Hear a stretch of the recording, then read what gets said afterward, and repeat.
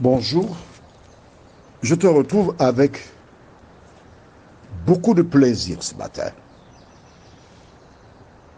car nous allons aborder un thème fondamental qui explique pourquoi il y a la guerre actuellement en Palestine. Le mélange. Juste avant, prions. Notre Seigneur et notre Dieu,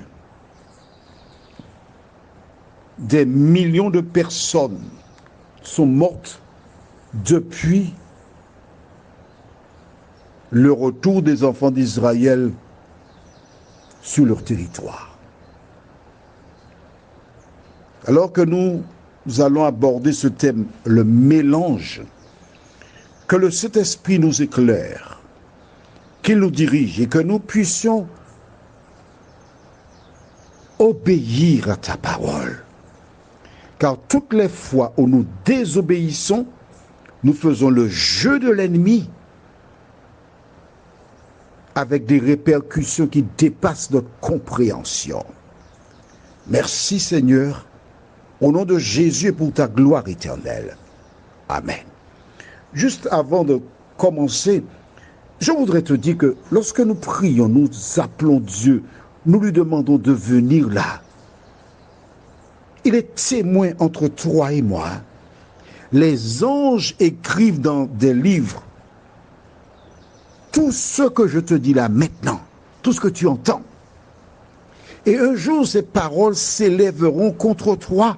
Tu ne pourras pas dire « je ne savais pas ».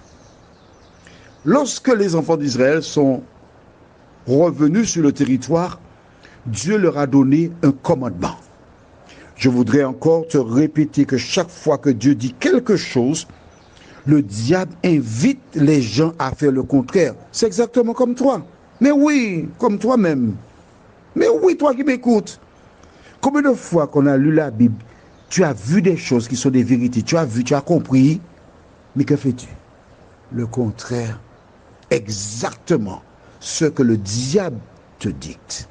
Que s'est-il passé? Lisons dans Exode chapitre 34, les versets 11 à 17. Prends garde à ce que je t'ordonne aujourd'hui. Voici, je chasserai devant toi. Écoute bien, et si tu as un cahier, c'est pourquoi il faut avoir le cahier pour noter, les Amoréens, les Cananéens, les Étiens, les Phérésiens, les Éviens et les Jébusiens. Pendant qu'ils étaient en Égypte, ces nations se sont installées sur le territoire afin de récupérer. Alors, pourquoi étaient-elles sur le territoire? Imagine, si elles n'étaient pas là, ce serait une brousse. Dieu a permis que ces nations soient là pour nettoyer, entretenir le terrain en attendant qu'ils reviennent. Est-ce que c'est clair pour toi? Rien ne se fait par hasard. Mais Dieu dit attention, pendant que vous n'étiez pas là, ils ont fait des choses. Nous continuons. Verset 12. Garde-toi de faire alliance avec les habitants du pays où tu dois entrer, de peur qu'il ne soit un piège pour toi. Au contraire, vous renverserez leurs autels, vous briserez leurs statues et vous abattrez leurs idoles. Tu ne te prosterneras point devant un autre Dieu, car l'Éternel porte le nom de jaloux. Il est un Dieu jaloux. Garde-toi de faire alliance avec les habitants du pays, de peur que, se prostituant à leur Dieu et leur offrant des sacrifices, ils ne t'invitent et que tu ne manges de leurs victimes. Attention, est-ce que tu as vu? Il dit là, de peur que se prostituant à leur Dieu. Quand une personne va vers un faux Dieu, elle se prostitue ou encore elle commet un adultère. Lorsqu'Ève accepta les propos du serpent, elle a commis un adultère. C'est clair pour toi? Continuons verset 16. De peur que tu ne prennes de leurs filles pour tes fils, donc mariage, et que leurs filles se prostituant à leur Dieu, n'entraîne tes fils à se prostituer à leur Dieu, tu ne te feras point de Dieu en métal fondu. En clair, Dieu a dit attention, ne vous mélangez pas avec ces personnes-là. N'épousez pas ces personnes qui ne partagent pas votre foi. Vous êtes saints. Vous n'avez pas à aller à l'extérieur chercher une femme ni un homme. Alors des gens diront, oui, mais lorsqu'on est dans une certaine confession religieuse, il y a des gens qui sont encore meilleurs dehors que ceux qui sont dedans. Mais il y a des bons et des méchants partout. Mais qu'est-ce que tu as dit là? Tu n'as rien dit. Mais ce qui est important, c'est que l'Éternel a dit, ne va pas chercher une femme ou un homme à l'extérieur du camp de l'Éternel. Et c'est ça la vérité. Vois-tu, il y a des personnes qui ont toujours des raisons légitimes pour violer la parole de Dieu. Il ne faut pas faire ça, non? Tôt ou tard, tu payes. Hein? Tôt ou tard. Alors bien sûr, il y a des personnes qui ont des excuses et disent, ah oui, je connais des personnes qui ont fait comme ça et puis ça a marché pour eux. Oui, mais ça c'est pile ou face. Mais tôt ou tard, tu supportes les conséquences. Parce que Dieu a dit de ne pas faire, faut pas. Qu'est-ce qui s'est passé? On va dans 1 Roi, chapitre 11. Et nous lisons à partir du verset 1er jusqu'au verset 8. Le roi Salomon aima beaucoup de femmes étrangères. Outre la fille de Pharaon, des Moabites, des Ammonites, des Édomites, des Sidoniennes, des Étiennes appartenant aux nations dont l'Éternel avait dit aux enfants d'Israël, vous n'irez point chez elles et elles ne viendront point chez vous, elles tourneraient certainement vos cœurs du côté de leur Dieu. Ce fut à ces nations que s'attacha Salomon, entraîné par l'amour. Il eut 700 princesses pour femmes et 300 concubines. Et ces femmes détournèrent son cœur. À l'époque de la vieillesse de Salomon, ces femmes inclinèrent son cœur vers d'autres dieux, et son cœur ne fut point tout entier à l'Éternel, son Dieu, comme l'avait été le cœur de David, son père. Salomon alla après Astarté, divinité des Sidoniens, et après Milcom, l'abomination des Ammonites. Et Salomon fit ce qui est mal aux yeux de l'Éternel, et il ne suivit point pleinement l'Éternel comme David son père. Alors Salomon bâtit sur la montagne qui est en face de Jérusalem un haut lieu pour Kémosh, l'abomination de Moab, et pour Moloch, l'abomination des fils d'Ammon.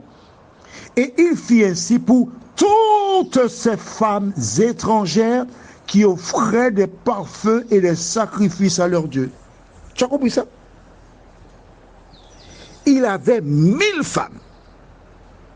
Et il a fait construire un temple pour ces 1000 femmes. Donc à Jérusalem, on trouvait toutes les religions du secteur. Mais ces femmes qui ont épousé Salomon ont eu des enfants. Et les enfants ont eu des enfants. Ainsi de suite. Et il déclare avec juste titre que nous sommes chez nous en Israël. C'est vrai ou c'est pas vrai? Tu comprends mieux maintenant pourquoi il y a la guerre en Palestine? Parce que Salomon a importé, si on importe des choses, il a importé des femmes. Ces femmes sont devenues à part entière héritières du sol d'Israël. Voilà pourquoi on a des guerres. Voilà pourquoi toutes ces personnes, aujourd'hui, revendiquent à juste titre un sol qui au départ était consacré au peuple de Dieu, une nation sainte. Dieu avait dit, ne le faites pas. Salomon qui était sage, le diable l'a attaqué. Vois-tu, le diable n'attaque jamais les petits quinquins, non? Il attaque ceux qui sont haut placés. Parce qu'il sait, lorsqu'il a frappé en haut, il a tout le peuple. Il a frappé Salomon. Et Salomon a donné un exemple. Allons au livre de Néhémie. Je veux essayer de ne pas être trop long. Néhémie chapitre 13, versets 23-27. Néhémie est un prophète qui vint des siècles après Salomon. Et voilà ce qu'il dit. Versets 23-27. À cette même époque, je vis des Juifs qui avaient pris des femmes asdodiennes, ammonites, moabites, ce que Dieu avait interdit, tu te rappelles. Verset 24. La moitié de leurs fils parlaient l'asdodien et ne savaient pas parler l'hébreu. Ils ne connaissaient que la langue de tel ou tel peuple. Je leur fis des réprimandes et je les maudis. J'en frappai quelques-uns, je leur arrachai les cheveux et je les fis jurer au nom de Dieu en disant, vous ne donnerez pas vos filles à leurs fils et vous ne prendrez leurs filles ni pour vos fils ni pour vous. N'est-ce pas en cela qu'a péché Salomon, roi d'Israël? Il n'y avait point de roi semblable à lui parmi la multitude des nations. Il était aimé de son Dieu et Dieu l'avait établi roi sur tout Israël. Néanmoins, les femmes étrangères l'entraînèrent aussi dans le péché. Faut-il donc apprendre à votre sujet que vous commettez un aussi grand, quel mot qu'est là?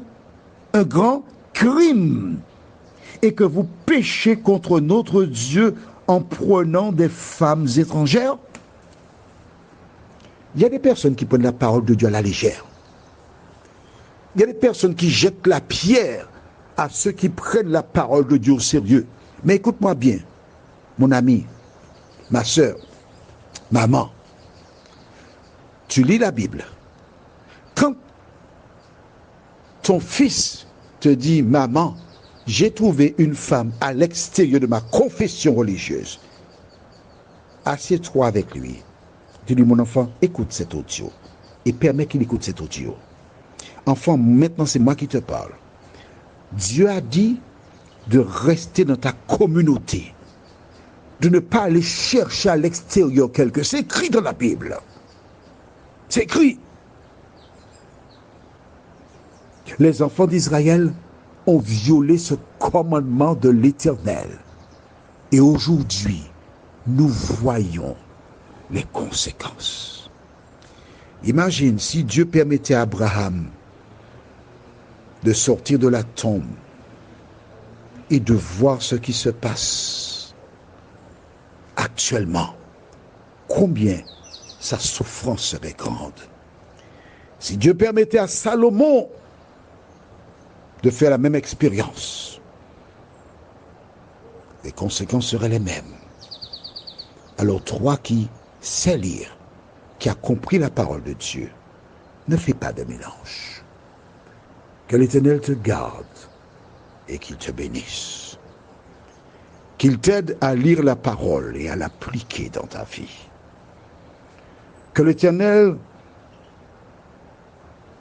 soit ton soutien et ton guide.